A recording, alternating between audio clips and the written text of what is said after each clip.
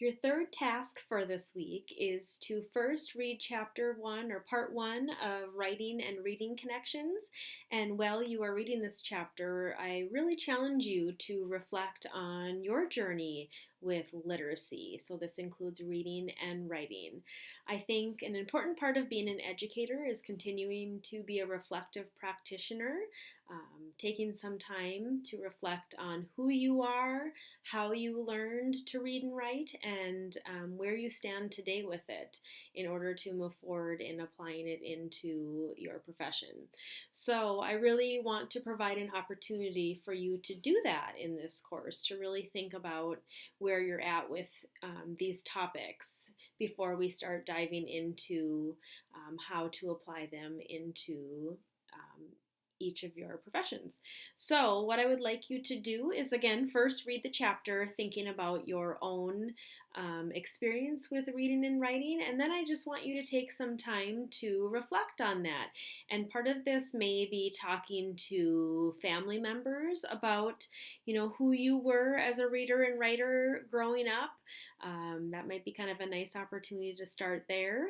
And then thinking about the earliest memories you have of reading and writing, what that experience looked like, what your feelings were towards it, how you learned to read and write in school. I'm guessing some of that has changed, some of how reading and writing is taught and incorporated in the schools.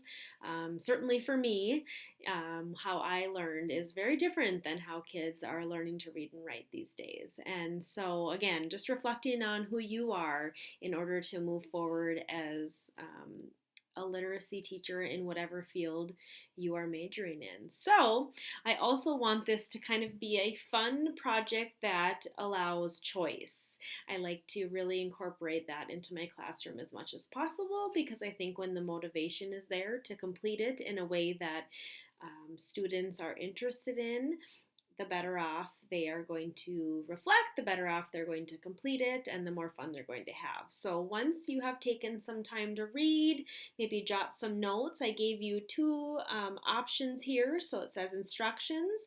As part of building our classroom community, we will introduce ourselves by sharing either the story behind how we learn to read and write, or introduce yourself as a reader and writer. So think back to when were younger compared to now.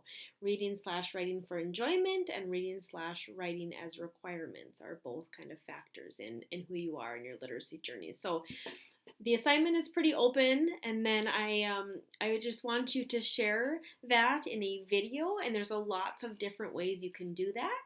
I encourage you to be creative. So for example, you can design a cereal box around, your journey as a reader and writer, and part of that can be listing the ingredients of who you are. Another one, design and create a board game with facts and or other information on the board or playing cards. Create a short iMovie or video type presentation about your journey. So again, I just want this to be, kind of super creative, super fun, but in the end, it just really is challenging you to think of who you are in order to move forward as a literacy educator. So read it, reflect, create some type of project that displays your findings, and then I'd like you to record a video explaining to the audience what you made and how that relates to who you are and your project. And post that in our second discussion board for the week. You do not need to respond to others. You don't even need to view others if you do not want to this week. So this project is not due until Monday at midnight because part of next week is going to be viewing our classmates' projects and then getting an opportunity to respond to it. So again, I hope this is kind of just a creative, fun way to challenge you to apply your reading and think about who you are as a literacy instructor.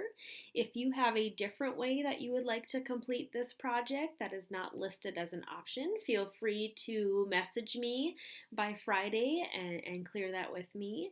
And I just hope you have a lot of fun with it. And I look forward to not only learning more about you and your literacy journey and background, but also seeing the creative ways you chose to present that to our class.